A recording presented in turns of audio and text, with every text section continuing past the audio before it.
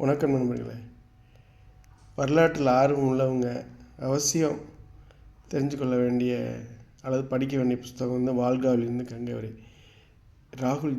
ராகுல் சாங்கித்யாயன் அவங்க எழுதின புஸ்தகம்.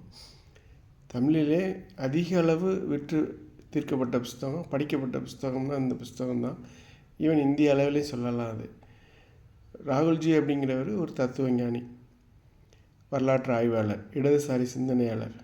அவருடைய இந்த புஸ்தகம் வந்து சீர்வட்டம், அவங்க வந்து மலிவு விலை பதிப்பாக போட்டிருக்காங்க. மனித சமூகம் வந்து எவ்வாறு ஆதி காலத்திலிருந்து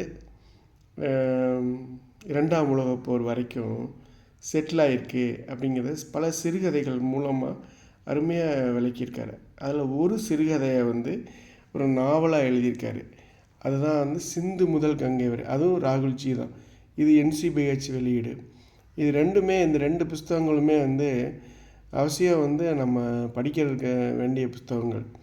வரலாற்றை பற்றி தெரிஞ்சு கொள்ளணும், மனித சமூக வரலாறு எப்படி இருக்குங்க தெரிஞ்சு கொள்கிறதுக்கு, குறிப்பாக இந்திய சமூகங்களுடைய வரலாறு பற்றி தெரிஞ்சு கொள்கிறதுக்கு இந்த புஸ்தகங்கள் வந்து நிச்சயமாக உதவி செய்யும்.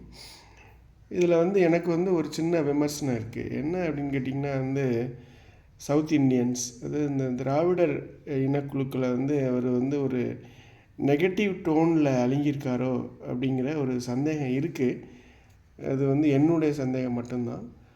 மற்றபடி வந்து ஒரு பெரிய ஆய்வாளர், ஜவஹர்லால் நேரு பிரதம மந்திரியாக இருந்தப்போ அவருக்கு அட்வைசராக கூட இருந்தார் அப்படின்னு சொல்கிறாங்க. அவசியம் படி.